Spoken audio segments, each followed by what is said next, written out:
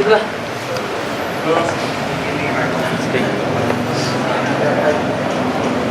Suara mana? Mau aku?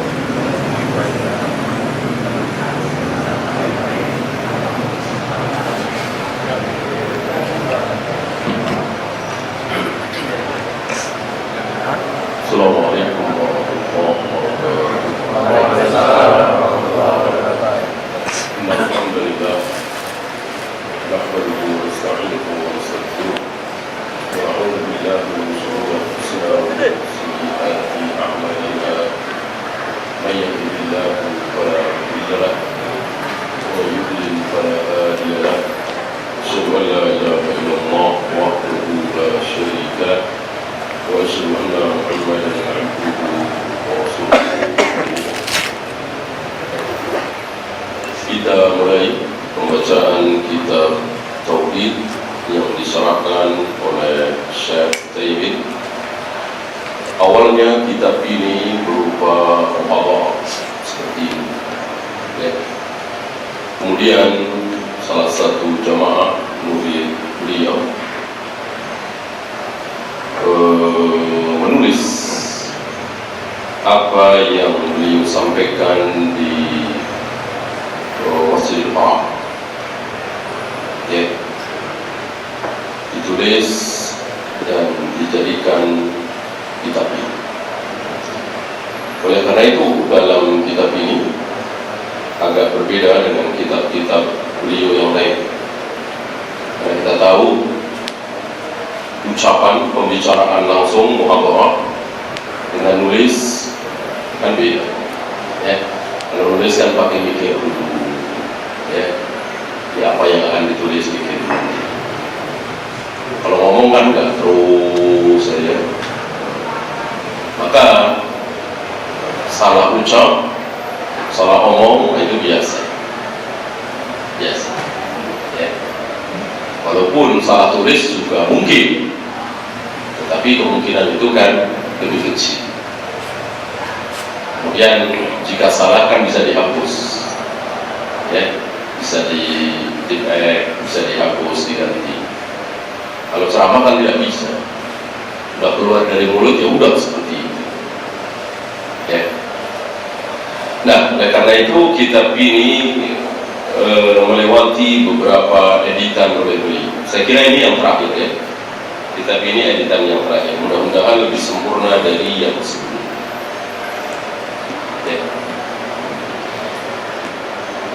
Sesuai dengan kitab aslinya, yaitu kitab Tauhid, maka kitab ini syarahnya diberi nama oleh beliau Al-Qawlul Mufid. Al-Qawlul Mufid ala Kitab Tauhid. Ucapan yang berguna, yang bermanfaat pada kitab Tauhid. Intinya syarah. Kita tahu para ulama itu lebih suka mensyarahkan kitab daripada menulis kitab sendiri. Oleh karena itu Sahih Bukhari matanya, syarahnya banyak sekali ditulis oleh Imam Muslim tapi tidak sampai selesai. Ditulis oleh Imam Bukhari, ditulis oleh Imam Ain dan lain-lain. Kemudian syarah Al-Maram, syarah Riyadhus Shalihin, banyak sekali. Fathul Nadiri, Dalailul Falihin, Nusatul Muttaqin, dengan berbagai macam manhaj. Ada yang penulisnya bermanhaj salaf, ada yang penulisnya bermanhaj Asy'ariyah dan seterusnya. Walillahilhamd yang kita baca ini, penulis aslinya kitab Tauhid, imamnya kaum salaf di zaman. Kemudian pensyarahnya yaitu Syekh Utsaimin, imam juga kaum salaf di zaman. Karena beliau berdua kan tidak bertemu. Syekh Muhammad bin Abdul Wahab wafat, Syekh Utsaimin belum lagi.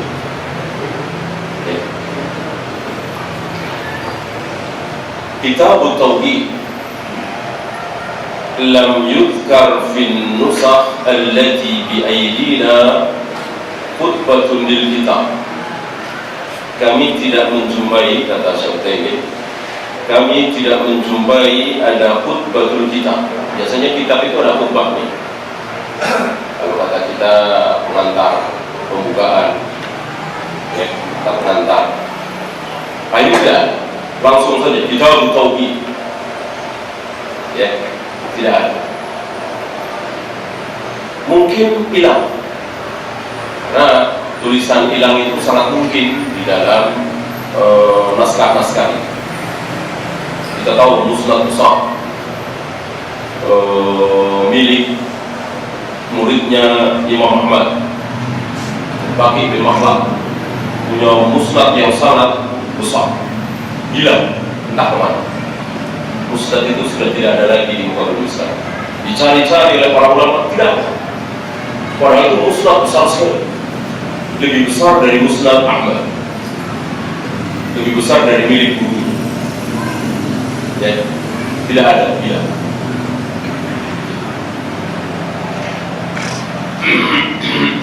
Bahkan Tamamul Minna yang baru kemarin, ya kan, yang ditulis oleh Syahalbani itu tinggal 1 jilid, padahal beliau menulis lebih dari 1 jilid. Hilang, tak apa. Ya. Ada Imam Abdul Hadis punya catatannya terbakar. Ya. Punya catatannya terbakar, hilang. Ibnu Labi'ah. Oleh karena itu, ketika dia meriwayatkan hadis sebelum kitabnya terbakar, diterima. Tetapi setelah kitabnya terbakar, dia meriwayatkan hadis, tidak diterima. Ya. Nah, ini salah satu dalamnya ilmu hadis. Terbakarnya tahun berapa? Yang meriwayatkan hadis ini tahun berapa? Oh, berarti kitabnya sudah terbakar, tolak. Gitu. Nah, dari sini kita tahu bahwa hafalan itu, kedobitan itu bukan hanya luar kepala, bukan hanya di otak, ya, tapi juga di tulisan. Ada seorang imam nggak hafal, tapi punya catatan, oh diterima. Punya catatan, diterima. Saya punya catatan dari guru saya yang menyampaikan sebuah hadis dari gurunya nih, diterima. Bahkan lebih kuat daripada kedobitan yang berupa hafalan. Gitu ya. Seandainya di zaman Nabi sudah ada catatan penulisan, di zaman Ali bin Abi Thalib sudah ada pencatatan penulisan, ya tentu lebih diterima lagi, lebih dekat kan. Nah, kita tahu penulisan besar-besaran kan selesai di zaman Bukhari, Muslim, Abu Daud, Nasai, Tirmidzi. Ya. Syekh Utsaimin membahas apa itu kitab.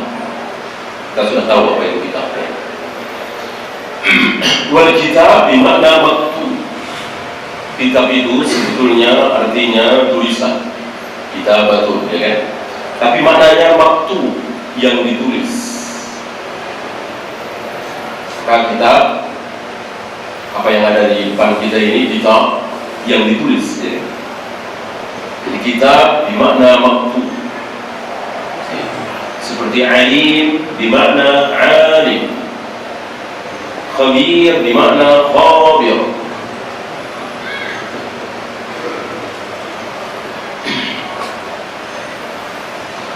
Jadi nggak usah kita perpanjang apa itu kitab, antum sudah tahu. Sekarang tauhid. Wa amma tauhid fa huwa fil lughah masdar wahad asy-syai'. Adapun tauhid secara bahasa ini adalah masdar.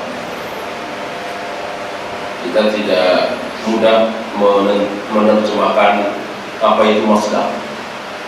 Karena dalam bahasa kita tidak ada masdar. Kalau fi'il ada, isim ada, fi'il amr ada, ya. Isim makan adalah. Isim zaman mungkin tidak ada. Ya. Isim itu kan kata kerja, fiil kata kerja, isim kata benda. Ya. Fiil amr kata kerja perintah. Masdar tersulit. Ya. Dalam bahasa kita tidak ada. Ya. Mungkin bahasa Inggris ada, bahasa Indonesia tidak, agak sulit. Masdar itu tetap kata kerja kalau dalam bahasa kita ya, tapi bermakna kata benda. Ya. Adakah dalam bahasa Indonesia? Tidak ada. Misalnya saya makan nasi, makannya kata apa? Kata kerja ya kan? Nah, sekarang makan itu penting. Makanya makan kata apa ini? Ya, kata benda ya kan? Tapi sama-sama makan. Sama-sama makan. Nggak ada bentuknya. Saya makan nasi, makan itu penting, sama kan? Dalam bahasa Arab beda, dalam bahasa Inggris juga beda, tahu ya? Dalam bahasa Arab beda. Ya, akal turusa, akal itu ya. Aku makan nasi, makan itu penting. Al-aklu, beda kan? Ada bentuknya sendiri kan? Makan itu penting, al-aklu beda. Kira-kira kata kerja yang dianggap kata benda, kata kerja yang dibendakan, ya, itu masuk. Nah, tauhid itu bentuk masdar dari wahada, yuwahhidu, tauhidan. Artinya apa? Menjadikan satu, meyakini satu. Kalau menyatukan saya kira kurang tepat. Dalam bahasa kita menyatukan itu tidak seperti itu. Meyakini satu. Nah, maka sering diterjemahkan dengan mengesahkan. Saya kira mengesahkan lebih tepat daripada menyatukan. Ya, kan esa itu satu. Mengesahkan berarti menyatukan, kan enggak kan? Siapa yang bisa menyatukan bangsa ini? Maksudnya jadi tauhid, ya. Padahal esa satu.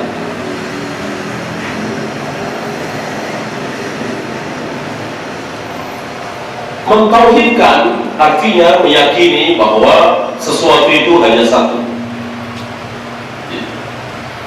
Ketika antum tidak mau berobat ke dokter lain, maunya dokter itu, ya, itu berarti antum mentauhidkan dokter itu. Seolah nggak ada dokter lain. Bagi antum dokter itu ya dia. Ya, itu mentauhidkan secara bahasa. Ya. Nah, secara istilah diawali dari secara bahasa, kita beranjak ke secara istilah. Apa istilah tauhid? Apa tauhid menurut istilah syar'i? Ifradullah, mengesahkan Allah. Sampai di situ? Tidak. Karena orang yang mengesahkan, karena orang yang mengatakan Allah jumlahnya hanya satu, Allah tidak dua, tidak tiga. Sampai di situ orang sering menyebut bahwa dia telah mentauhidkan Allah, telah mengesahkan Allah. Padahal belum. Maka definisi yang tepat, ta'rif yang tepat tentang tauhid adalah ifradullah bima yahtassu bihi minal rububiyyati wal uluhiyyati wal asma' was sifat. Ini tepat. Ini mencakup semua, ya. Yaitu mentauhidkan Allah, mengesahkan Allah dalam rububiyahnya, dalam uluhiyahnya, dan dalam asma wa sifatnya. Ain pas, ya. Seperti orang mengatakan sholat adalah perbuatan yang diawali dengan takbir, diakhiri dengan salam. Pas kan? Kurang pas. Ya. Bisa saja orang takbir, ya, baca Al-Fatihah, ruku, Ini tidak salah, ya. Apakah dikatakan sholat yang sempurna? Tentu tidak. Ya. Maka ya di dalamnya ada baca Al-Fatihah, ada ruku, ada sujud dan seterusnya dan seterusnya. Ya. Maka di sini kita tahu bahwa takrif itu, definisi itu ada yang benar, ada yang salah, ada yang sempurna, ada yang tidak sempurna. Ada dari kecil kita diajarkan oleh guru-guru kita, tauhid adalah mengisahkan Allah, titik. Enggak tepat, ya. Berarti saudara-saudara kita hari ini yang mengatakan bahwa Allah ada di mana-mana, yang mengatakan bahwa Allah tidak bersemayam di arsy, yang mengatakan bahwa Allah tidak bisa dilihat sampai kapanpun, tapi dia meyakini bahwa Allah jumlahnya cuma satu, dia bertauhid. Padahal tidak. Maka yang tepat ini, tauhid adalah mengisahkan Allah dalam rububiyahnya, uluhiyahnya, asma wa sifatnya. Tiga-tiganya harus ada. Satu saja tidak cukup, dua saja tidak cukup, harus tiga-tiganya. Harus tiga-tiganya. Karena tauhid tidak boleh kurang. Kurang batal keluar dari Islam. Antum sholat nggak baca Al-Fatihah, nggak sah sholatnya, keluar dari Islam nggak? Nggak. Antum puasa nggak benar, ya belum maghrib sudah makan, nggak sah puasanya, keluar dari Islam tidak? Tidak. Ya, hajinya salah, umrohnya salah, penuh dengan bid'ah, keluar dari Islam? Tidak. Tapi tauhid salah bisa keluar dari Islam. Karena tauhid harus sempurna. Karena itu sekali lagi Allah memberikan waktu berapa kepada Nabi? 13 tahun. 13 tahun. Untuk apa? Untuk mengajarkan tauhid itu setiap hari. 13 tahun. Belum ada wudu, belum ada sholat, belum ada zakat, belum ada haji, belum ada jihad. 13 tahun. Terus diajarkan tauhid, akidah, tauhid, akidah. Maka jadilah orang-orang seperti Abu Bakar, Umar, Utsman, Ali, Zubair, Talha, Bilal, dididik selama 13 tahun dengan tauhid, akidah. Dan bukan hanya hafalan-hafalan, tapi diamalkan, diyakini, diamalkan, diyakini, diamalkan. Ya. Salah satu pengamalnya di awal-awal bila dididik dengan batu besar, disiksa, dia masih mengucapkan ahad, ahad. Ya, salah satu hasil.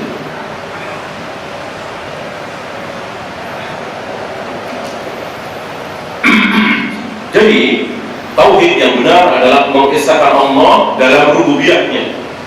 Nah, sekarang kita bahas apa rububiyahnya. Walaupun sudah sering kita singgung dalam Syarh Sunnah dulu. Rububiyah dari kata Rabb, dari kata Rabb, bukan dari kata ilah, dari kata Rabb, karena Allah itu Rabb juga, ilah juga. Allah itu Rabb juga, ilah juga. Masih ingat Rabb dari mana ke mana? Dari atas ke bawah, apa dari bawah ke atas? Rabb, mengatur, menurunkan hujan, menghidupkan, mematikan. Rabb dari atas ke bawah, dari Allah kepada hamba. Rabb apa? Menurunkan hujan, menghidupkan, mematikan, mengatur jagat raya alam semesta. Itulah Rabb. Nah, kita harus mentauhidkan Allah, harus mengisahkan Allah bahwa satu-satunya yang bisa menurunkan hujan adalah Allah, satu-satunya yang bisa menahan hujan adalah Allah. Maka jika antum punya keyakinan pawang hujan juga bisa menahan hujan, hindari, nah, berarti bisa batal tauhid kita. Ya, wajib bagi kita mengingkari bahwa pawang hujan tidak bisa menahan hujan.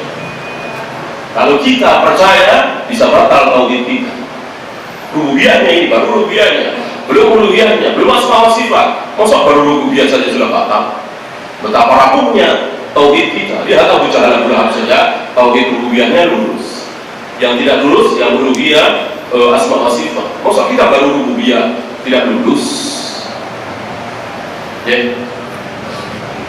Maka katakan kepada pawang hujan itu, jangan, tidak usah menahan hujan yang dari langit yang entah berapa ribu liter, ya, suruh menahan apa lain, air kencingnya sendiri. Bisa nggak? Mau lama-lama 3 hari atau 2 hari dah, ya, tahan air kencingnya sendiri. Padahal milik dia sendiri, ya kan? Dari perutnya sendiri. Kalau bisa menahan hujan, tentu lebih bisa lagi dia menahan air kencing 2 hari saja. Ya, nah, ini jelas.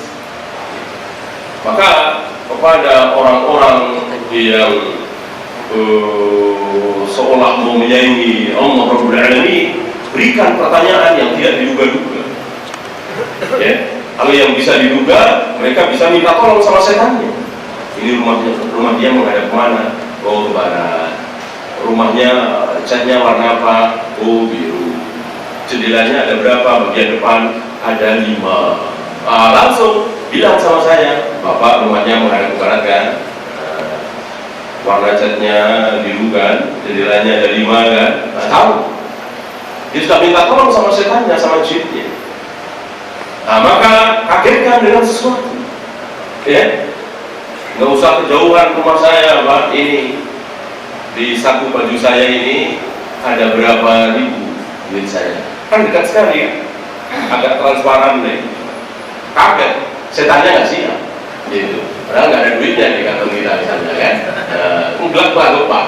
Karena itu kan kalau yang jauh saja Bapak tahu, yang dekat ini tentu lebih tahu. Tentu lebih tahu Bapak dong. Ya, Bapak melihat kan, cuman kehalang kain tipis. Ini ada berapa ribu di saku baju saya, tentu Bapak lebih tahu. Kenapa ini Bapak nggak tahu? Sono tahu. Kenapa? Dibantu setan, dia punya setan, ya, dan dia kerjasama dengan setan, jin. Dan itu aib. Bekerja sama dengan setan itu aib, malu. Maka orang yang bisa begini, bisa begitu, tahu ini, tahu itu, aib. Aib, malu, mestinya malu, bukan bangga.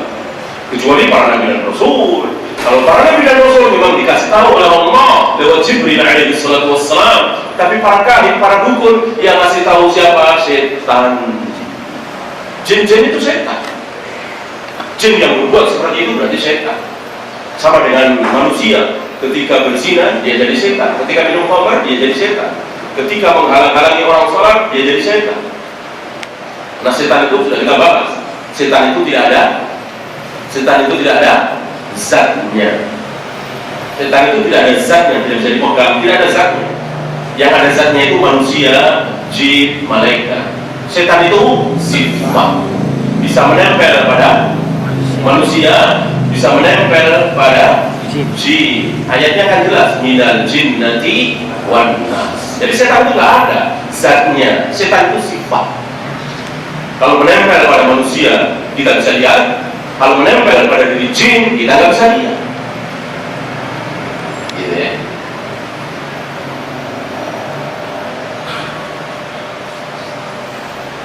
Ini rububiyah. Oleh karena itu ketika antum berubah, ketika antum mencari uang, ketika antum berusaha, maka antum wajib yakin bahwa sebelum antum berubah, Allah sudah tahu dan sudah menentukan nanti sore, besok siang, lusa sembuh atau tidak, Allah sudah tahu. Jadi sekedar kita usaha saja. Ketika kita berubah, ketika kita cari uang, ketika kita jualan, sekedar berusaha saja. Bahwa rezeki, keuntungan itu semuanya dari Allah.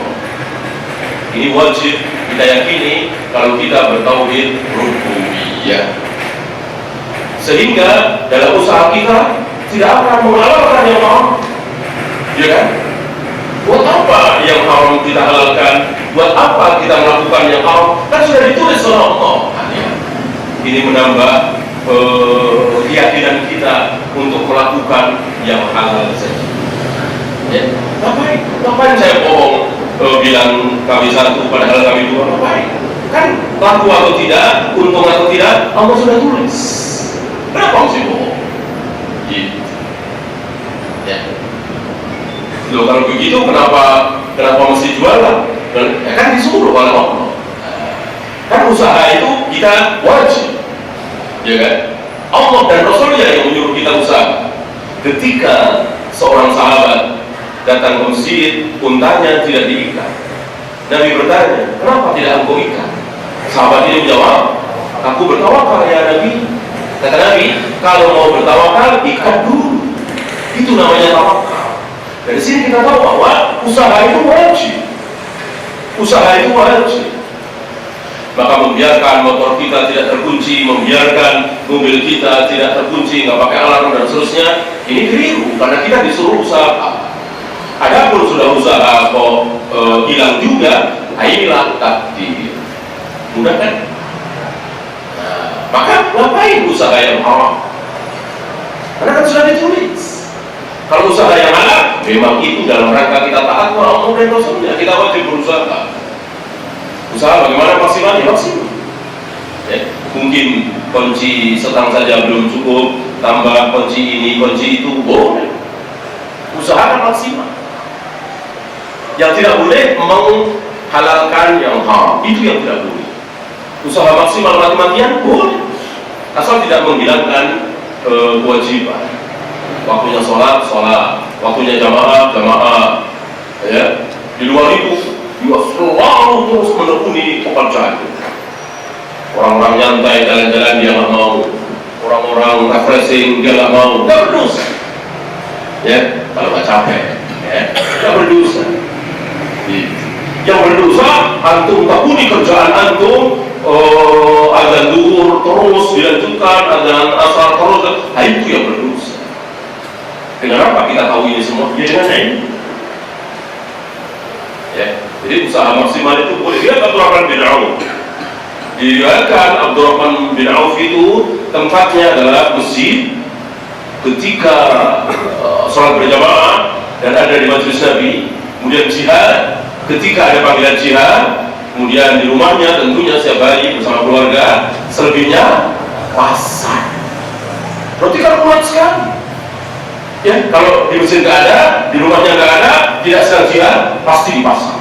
Berarti kan kuat sekali. Berarti kalau kakaknya niat benar cari duit gitu ya, nggak apa-apa. Nggak apa-apa, walaupun kata Nabi, pasar adalah tempat yang paling dibenci oleh Allah, paling buruk. Tapi nggak apa-apa. Ada asal kewajiban tidak ditinggalkan. Ayat yang pertama. Jadi tauhid adalah mengesahkan Allah dalam rububiyah. Seluruh apa yang menimpa kita semuanya dari Allah, Allah yang mengatur. Jagat raya, alam semesta, rezeki, hujan, hidup, mati, semuanya yang Allah yang mengatur. Hanya Allah. Jibril nggak ikut-ikutan, Israfil nggak ikut-ikutan, Malaikat Maut nggak ikut-ikutan,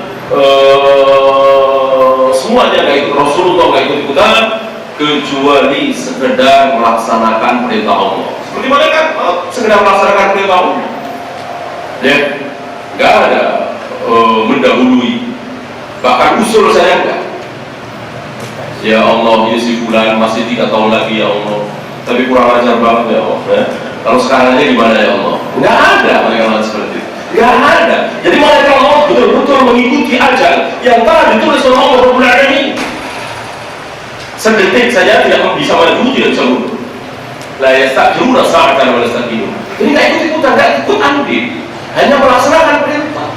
Sama dengan kita melaksanakan perintah. Cuma bentuk perintahnya beda. Kita disuruh berjamaah bersih, kita disuruh puasa, zakat, haji. Malaikat mau disuruh mencabut, sama-sama disuruh. Sama-sama. Bahkan matahari, bulan sama-sama disuruh. Itu masih ingat ucapan seorang nabi, murid dari Nabi Musa, yang menghentikan, yang berdoa kepada Allah supaya matahari dihentikan karena sebentar lagi mau jihad, belum sholat asar. Siapa namanya? Nabi Yusuf bin Nun, ya, berkata kepada matahari, anti ma'murah wa ana ma'mur. Wahai matahari, engkau disuruh oleh Allah, aku juga disuruh oleh Allah. Aku disuruh oleh Allah untuk memerangi bangsa itu, bangsa kafir itu. Kami belum sholat asar.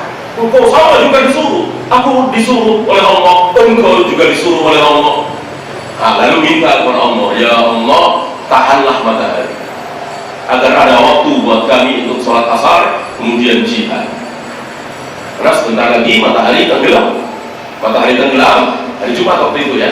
Matahari tenggelam berarti sudah hari Sabtu. Yahudi nggak mau berperang hari Sabtu. Ya, maka beliau memohon kepada Allah supaya matahari ditahan. Dan ini satu-satunya hadis sahih tentang penahanan matahari. Di luar itu tidak ada yang sahih. Ada riwayat Rasulullah pernah juga memohon supaya matahari berhenti, ini tidak sahih. Ada riwayat juga Ali bin Abi Thalib juga tidak sahih. Satu-satunya yang sahih hanya Nabi Yusuf bin Nun. Bukan berarti beliau lebih mulia dari Nabi Muhammad SAW, tidak sama sekali. Akhirnya semuanya disuruh, semuanya diatur. Yang kedua, wal uluhiyyah, mentauhidkan selain rububiyah juga uluhiyah. Apa uluhiyah? Tadi rububiyah dari mana ke mana? Dari atas ke bawah. Kalau uluhiyah dari bawah ke atas. Apa yang dimaksud dari bawah ke atas? Menyembah, memohon, berdoa, berharap, cinta. Artinya perbuatan hamba, perbuatan kita semua.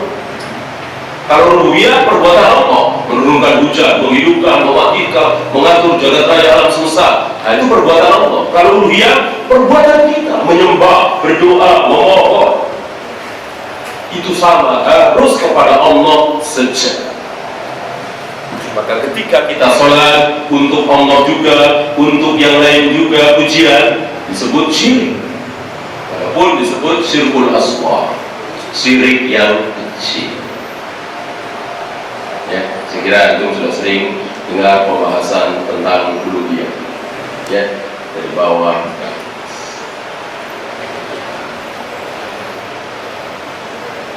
Mungkin yang satu lagi kita lanjutkan kesempatan berikutnya. Kita sisakan 5 menit. Ada pertanyaan? Pertanyaan yang pertama mungkin keluar dari tauhid tapi tentang Syekh Utsaimin. Ada pertanyaan, Ustaz, apa benar Syekh Utsaimin pernah berfatwa bolehnya zakat gaji tanpa haul? Kalau memang benar, pertanyaan kedua, apakah fatwa tersebut tetap mensyaratkan nisab? Dan yang ketiga, bagaimana cara praktis menghitung zakat gaji bila ada sumber pendapatan lain yang bercampur di tabungan? Yang pertama, saya tidak tahu omongan ada di mana beliau berfatwa.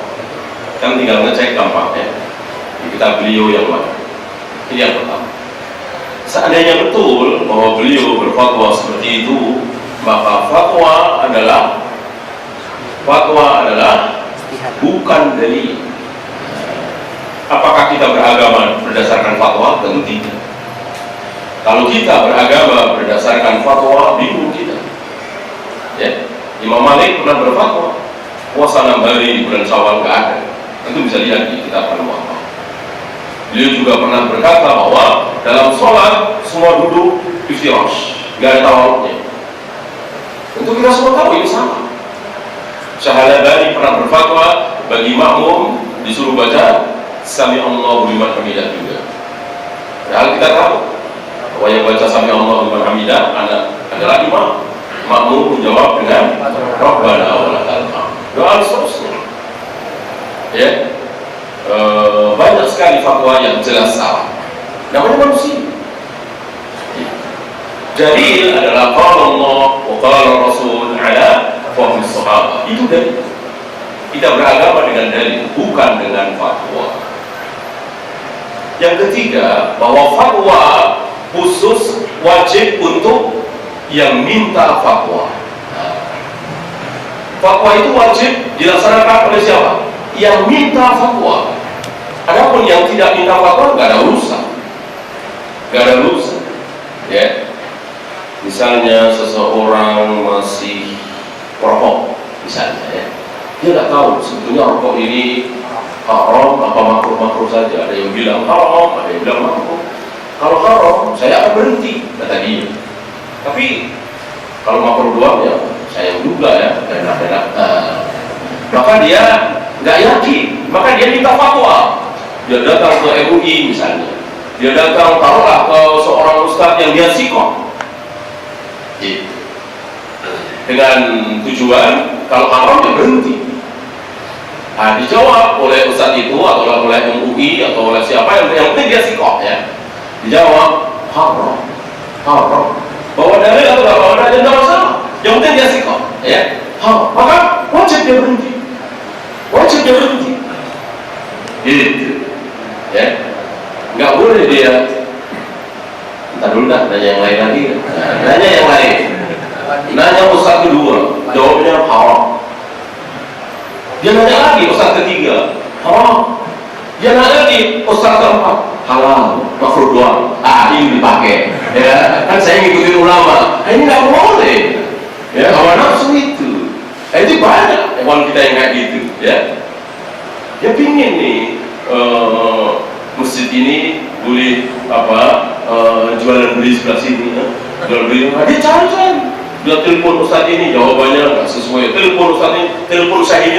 Nah, begitu ada syekh yang jawab boleh, udah berhenti. Ya, nggak boleh seperti itu.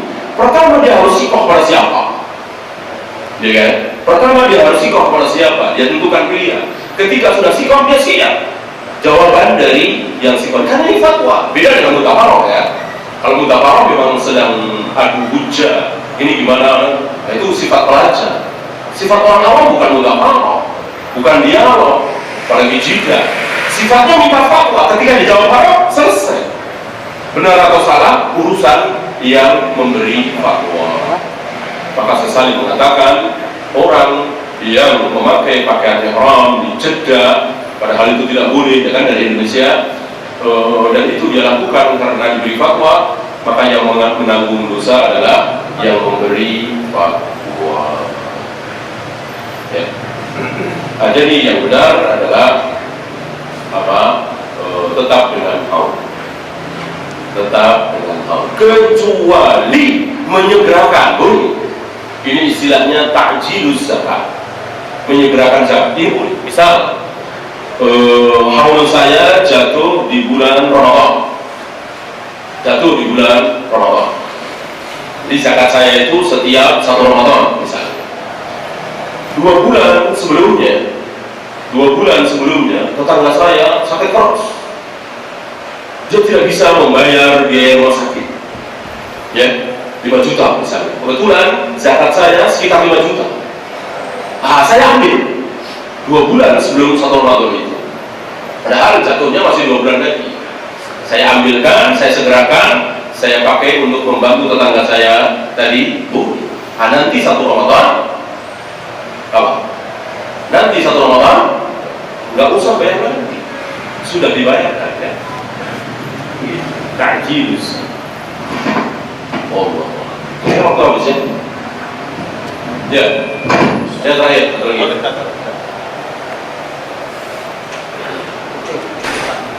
Singkat aja, singkat.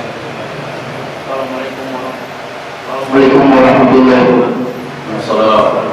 Sebagaimana kita ketahui, orang Syiah kan tetap mengaku sebagai orang Islam. Pertanyaannya, mungkinkah orang Syiah ini sadar akan penyimpangannya atas agama Islam yang dilakukan, atau sebagai mereka hanya ikut karena kejahilannya, atau mereka ini merupakan korban daripada imam mereka? Mungkinkah orang Syiah taubat gitu ya? Mungkinkah orang-orang Syiah ini sadar akan penyimpangan atas agama Islam yang dia lakukan? Atau sebagian dari mereka hanya ikut-ikutan saja karena kejahilannya, atau mereka ini merupakan korban daripada imam mereka? Selagi mereka masih hidup, tidak ada yang mustahil. Mungkinkah kita jadi orang Syiah? Mungkin, ya mustahil ya. Mungkinkah kita jadi orang kafir? Nggak mustahil. Mungkinkah musuh-musuh Islam itu masuk Islam? Mungkinkah? Ada, nggak mungkin. Semuanya mungkin selagi masih hidup. Kalau sudah mati ya selesai. Oleh karena itu Allah marah, Allah menegur Nabi ketika Nabi mengutuk orang-orang tertentu, suku-suku tertentu. Dalam Quran Nazilah sebulan itu ditegur. Laisa laka minal amri syai', bukan urusanmu sedikit pun ya Muhammad mengutuk dan melaknat itu. Ya, nah, kecuali sudah mati. Mengutuk Fir'aun, mengutuk Abu Jahal, Abu Lahab, atau yang sudah jelas-jelas iblis. Nah, adapun yang tidak ada wahyu seperti saudara-saudara kita yang terkena subhat Syiah, yang sangat mungkin bertaubat. Semuanya mungkin. Oleh karena itu kita tidak boleh merasa. Ya, begitu juga kita harus punya harapan. Saudara-saudara kita yang terkena subhat Syiah, mereka bertaubat, harus ada harapan. Ya, itu saja waktu habis kita hadiri. Subhanallahumma wa bihamdika, asyhadu an la ilaha illa anta, astaghfiruka wa atubu ilaik. Assalamualaikum.